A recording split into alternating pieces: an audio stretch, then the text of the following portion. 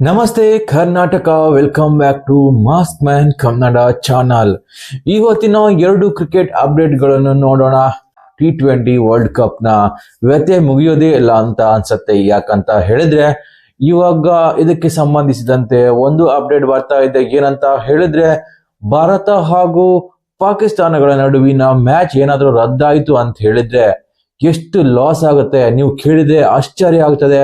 ಅಷ್ಟರ ಮಟ್ಟಿಗೆ ಈ ಒಂದು ಮ್ಯಾಚ್ ಇಂದ ಕ್ರಿಕೆಟ್ಗೆ ತುಂಬಾನೇ ಲಾಸ್ ಆಗ್ತದೆ. ಒಂದು ಮ್ಯಾಚ್ ಅಲ್ಲ, ಹೋದ್ರೆ ಹೋಯ್ತು ಗುರು, ಏನ್ ದೊಡ್ಡ ಕತೆ ಆಗಿದೆ ಇವಾಗ ಅಂತ ಹೇಳಿದ್ರೆ ಆ ತರ ಆಗೋದೇ ಇಲ್ಲ. ಯಾಕಂತ ಹೇಳಿದ್ರೆ ಇಡೀ ವರ್ಲ್ಡ್ ಕಪ್ ಅಥವಾ ಯಾವುದೇ ಇಂಟರ್ನ್ಯಾಷನಲ್ ಮ್ಯಾಚ್ ನೀವು ತೆಗೆದುಕೊಂಡ್ರೆ ಅದರಲ್ಲಿ ತುಂಬಾ ಹೈಪ್ ಆಗಿರುವ ಮ್ಯಾಚ್ ಅಂತ ಹೇಳಿದ್ರೆ ಇಂಡಿಯಾ ವರ್ಸಸ್ ಪಾಕಿಸ್ತಾನ ಮ್ಯಾಚ್ ಆಗಿರ್ತದೆ. ಇದಕ್ಕೆ ಎಲ್ಲಾ ಕಡೆಯಿಂದಲೂ ವೀಕ್ಷಣೆ ಸಿಗ್ತದೆ. ಅಷ್ಟೇ ಮಟ್ಟದ ಉತ್ಸುಕತೆ ಇರ್ತದೆ ಈ ಮ್ಯಾಚ್ ಅನ್ನು ನೋಡ್ಲಿಕ್ಕೆ. ಇದರಲ್ಲಿ ಏನಾಗ್ತದೆ ಅನ್ನೋ ಕುತೂಹಲನೇ ತುಂಬಾ ಜಾಸ್ತಿ ಇರ್ತದೆ. ಇವಾಗ ಏನಾಯ್ತು ಅಂತ ಹೇಳಿದ್ರೆ ಪಾಕಿಸ್ತಾನ, ನಾವು ಇಂಡಿಯಾದ ಎದುರು ಆಡೋದಿಲ್ಲಪ್ಪ, ನಮ್ಗೆ ಇಂಡಿಯಾದ ಎದುರು ಯಾವುದೇ ರೀತಿಯ ಆಡೋಕ್ಕೂ ಮನ್ಸಿಲ್ಲ, ನಾವು ಆಡೋದೇ ಇಲ್ಲ ಅಂತ ಖಂಡಿತ ಹೇಳಿದ್ದಾರೆ ಅಂತ ಅಪ್ಡೇಟ್ ಬರ್ತಾ ಇದೆ. ಸೊ ಈ ಒಂದು ಮ್ಯಾಚ್ ರದ್ದಾದ್ರೆ ಎಷ್ಟು ಲಾಸ್ ಆಗ್ತದೆ ಅನ್ನೋಂತಹ ಒಂದು ಲೆಕ್ಕಾಚಾರ ಹಾಕಲಾಗಿದೆ. ಅದರಂತೆ ಈ ಒಂದು ಮ್ಯಾಚ್ ರದ್ದಾದ್ರೆ ಸುಮಾರು 2200 ಕೋಟಿಯಷ್ಟು ಲಾಸ್ ಆಗ್ತದೆ. ಈ ಒಂದು ಮ್ಯಾಚಿನ ಮೇಲೆ ಅಷ್ಟೊಂದು ಇನ್ವೆಸ್ಟ್ಮೆಂಟ್ ಇದೆ ಅಂತ ಹೇಳಿದ್ರೆ ನಿಮ್ಗೆ ನಂಬಲಿಕ್ಕೆ ಸಾಧ್ಯ ಇಲ್ಲ. ಯಾಕಂತ ಹೇಳಿದ್ರೆ ಈ ಒಂದು ಮ್ಯಾಚ್ ನ ಜಾಹೀರಾತಿನ ಆದಾಯ ಬಂದೆ ಸುಮಾರು 200ರಿಂದ 250 ಕೋಟಿ ಆಗ್ತದೆ. ಅಂದ್ರೆ 10 ಸೆಕೆಂಡಿನ ಒಂದು ಜಾಹೀರಾತಿಗೆ ಸುಮಾರು 40 ಲಕ್ಷದಷ್ಟು ಪೇ ಮಾಡಬೇಕಾಗ್ತದೆ. ಜಿಯೋ ಹಾಟ್‌ಸ್ಟಾರ್ ನಲ್ಲಿ 3 ಬಿಲಿಯನ್ಗಳಷ್ಟು ಒಂದು ಒಪ್ಪಂದ ನಡೆದಿದೆ ಈ ಒಂದು ಮ್ಯಾಚ್ಗಾಗಿ. ಅದರಲ್ಲಿ ಒಂದು 10 ಸೆಕೆಂಡಿಗೆ ಸುಮಾರು 40 ಲಕ್ಷದಷ್ಟು ಪೇ ಮಾಡಬೇಕಾಗ್ತದೆ ಒಂದು ಜಾಹೀರಾತಿಗೆ. ಒಂದು ವೇಳೆ ಈ ಮ್ಯಾಚ್ ನಡೆಯಲಿಲ್ಲ ಅಂತ ಹೇಳಿದ್ರೆ ಇಷ್ಟೊಂದು ಲಾಸ್ ಆಗುತ್ತೆ ಗುರು, ಏನ್ ಮಾಡಕ್ಕಿಲ್ಲ. ಅದೇ ರೀತಿ ಭಾರತಕ್ಕೆ ಮಾತ್ರವಲ್ಲದೆ ಪಾಕಿಸ್ತಾನಕ್ಕೂ ಕೂಡ ಲಾಸ್ ಆಗ್ತಿದೆ. ಆದ್ರೆ ಅವರು ಇವಾಗ ಅದಕ್ಕೆ ಹೆದರೋದಿಲ್ಲ ಅಂತ ಅನ್ಸುತ್ತೆ. ಯಾಕಂತ ಹೇಳಿದ್ರೆ ಇದರಿಂದ ಭಾರತಕ್ಕೆ ಸುಮಾರು 200 ಕೋಟಿಗಳಷ್ಟು ಲಾಸ್ ಆಗ್ತದೆ ಅಂತ ಅಂದಾಜಿಸಲಾಗಿದೆ. 200 ಕೋಟಿ ಅಂದ್ರೆ ಕಮ್ಮಿ ಮೊತ್ತವೇನಲ್ಲ, ಅದು ತುಂಬಾನೇ ದೊಡ್ಡ ಮೊತ್ತವಾಗಿರ್ತದೆ. ಇದು ಪಾಕಿಸ್ತಾನಕ್ಕೂ ಕೂಡ ಅಷ್ಟೇ ಲಾಸ್ ಆಗ್ತದೆ. ಆದ್ರೂ ಅವರು ಈ ಬಾರಿ ಜಗ್ಗೋದು ಕಷ್ಟ ಅಂತ ಅನಿಸ್ತಾ ಇದೆ ಇವಾಗಿನ ಪರಿಸ್ಥಿತಿ ನೋಡಿದ್ರೆ. ಈ ಒಂದು ಮ್ಯಾಚ್ ರದ್ದಾದ್ರೆ ಕೆಲವೊಂದು ಟೀಮ್ಗಳಿಗೂ ಕೂಡ ಇದರಿಂದ ತುಂಬಾ ಲಾಸ್ ಆಗ್ತದೆ. ಯಾಕಂತ ಹೇಳಿದ್ರೆ ಈ ಒಂದು ಮ್ಯಾಚ್ ನಲ್ಲಿ ಉಂಟಾಗುವ ರೆವೆನ್ಯೂ ಇಂದ ಬಾಕಿ ಇರುವ ಟೀಮ್ಗಳಿಗೆ ಒಂದು ರೆವೆನ್ಯೂ ಕೊಡಲಾಗ್ತಾ ಇತ್ತು. ಆದರೆ ಇದೀಗ ಆ ಒಂದು ರೆವೆನ್ಯೂದಲ್ಲಿ ಕಟ್ ಆಗುವ ಸಾಧ್ಯತೆನೂ ಇದೆ.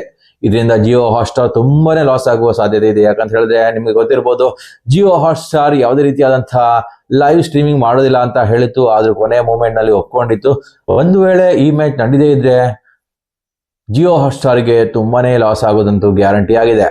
ಇನ್ನು ಎರಡನೇ ಅಪ್ಡೇಟ್ ನೋಡೋದಾದ್ರೆ 2026 RCBಗೆ ನಥಿಂಗ್ ಜೊತೆಯಾಗಿದೆ. 2026ಕ್ಕೆ ನಥಿಂಗ್ ಜೊತೆಯಾಗಿದೆ RCBಯ ಜೊತೆ. ಅಂತ ಹೇಳಿದ್ರೆ ನಿಮ್ಗೆ ಗೊತ್ತಿರಬಹುದು, ಕತಾರ್ ಏರ್ವೇಸ್ ನ ಕಾಂಟ್ರಾಕ್ಟ್ ಮುಗ್ದಿದೆ. ಇವಾಗ ನೋಡೋದಾದ್ರೆ ನಥಿಂಗ್ ಅದಕ್ಕೆ ಹೊಸ ಸೇರ್ಪಡೆಯಾಗಿದೆ. ಸುಮಾರು 2 ವರ್ಷಗಳ ಕಾಲ ನಥಿಂಗ್ ಸ್ಪಾನ್ಸರ್ಸ್ ಮಾಡಲಿದೆ. ಸೊ ಎದೆಯ ಭಾಗದಲ್ಲಿ ನಿಮ್ಗೆ ಕಾಣ ಸಿಗ್ತದೆ ನಥಿಂಗ್ ಅಂತ. RCBಯ ಇನ್ಸ್ಟಾಗ್ರಾಮ್ ಖಾತೆಗಳಲ್ಲಿ ಈ ಒಂದು ಮಹತ್ವದ ಸೂಚನೆಯನ್ನು ನೀಡಿದ್ದಾರೆ. ಈ ಬಾರಿಯ ಜರ್ಸಿ ನೋಡೋದಾದ್ರೆ RCB ಅಭಿಮಾನಿಗಳಿಗೆ ತುಂಬಾನೇ ಖುಷಿ ಆಗ್ತದೆ. ಇಷ್ಟು ವರ್ಷದ ಜರ್ಸಿಯಲ್ಲಿ RCBಗೆ ಯಾವುದೇ ಸ್ಟಾರ್ ಲಭ್ಯವಿರಲಿಲ್ಲ. ಯಾಕಂತ ಹೇಳಿದ್ರೆ ಸ್ಟಾರ್ ಅನ್ನು ಹಾಕಿಕೊಳ್ಬಹುದು, ಆದ್ರೆ ಜರ್ಸಿಯಲ್ಲಿ ಸ್ಟಾರ್ ಹಾಕಿಕೊಳ್ಳುವುದು ಯಾಕಂತ ಹೇಳಿದ್ರೆ ವಿನ್ನಿಂಗ್ ಆದ್ರೆ ಮಾತ್ರ. ಈ ಬಾರಿಯ ಜರ್ಸಿಯಲ್ಲಿ ಒಂದು ಸ್ಟಾರ್ ನಮ್ಮ RCB ಅವರ ಎದೆಯ ಮೇಲೆ ಇರೋದಂತೂ ಖಚಿತವಾಗಿರ್ತದೆ. ಯಾಕಂತ ಹೇಳಿದ್ರೆ ಹಿಂದಿನ IPL ಅನ್ನು ನಮ್ಮ RCB ವಿಜೇತವಾಗಿತ್ತು. ಸೊ ಆದ್ರಿಂದ ಮುಂದಿನ 2026ರ ನಥಿಂಗ್ ಜರ್ಸಿಯಲ್ಲಿ ಒಂದು ಸ್ಟಾರ್ ನಮ್ಮ RCBಯ ಜರ್ಸಿಯಲ್ಲಿ ಇರ್ತದೆ.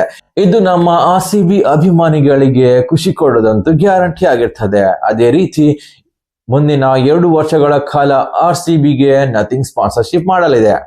ಹಿಂದಿನ ಬಾರಿ RCBಗೆ ಸ್ಪಾನ್ಸರ್ಶಿಪ್ ಮಾಡಿದಂತಹ ಕತಾರ್ ಏರ್ವೇಸ್ ಏನಿದೆ ಅದು 75 ಕೋಟಿಗೆ 3 ವರ್ಷದ ಡೀಲ್ ಅನ್ನು ಮಾಡಿಕೊಂಡಿತ್ತು. ಆದರೆ ಈ ಬಾರಿಯ ನಥಿಂಗ್ ಎಷ್ಟು ಮಾಡಿಕೊಂಡಿದೆ ಅನ್ನೋದು ಇನ್ನೂ ಕೂಡ ರಿವೀಲ್ ಆಗಿಲ್ಲ. ಸದ್ಯದ ಮಟ್ಟಿಗೆ ನೋಡೋದಾದ್ರೆ 25ರಿಂದ 50 ಕೋಟಿವರೆಗೂ ಈ ಡೀಲ್ ಇದೆ ಅಂತ ಹೇಳಲಾಗ್ತಿದೆ, ಅದು 3 ವರ್ಷಗಳಿಗೆ. ಸೊ ಮುಂದಿನ ದಿನಗಳಲ್ಲಿ ನಮ್ಗೆ ಗೊತ್ತಾಗ್ತದೆ ಎಷ್ಟು ಸ್ಪಾನ್ಸರ್ಶಿಪ್ ಮಾಡಿಕೊಂಡಿದೆ ಅಂತ. ಒಂದು ವೇಳೆ ಈ ಮಾಹಿತಿ ಇಷ್ಟ ಆದ್ರೆ ಲೈಕ್ ಮಾಡಿ, ಸಬ್ಸ್ಕ್ರೈಬ್ ಮಾಡಿ. ನಮಸ್ಕಾರ.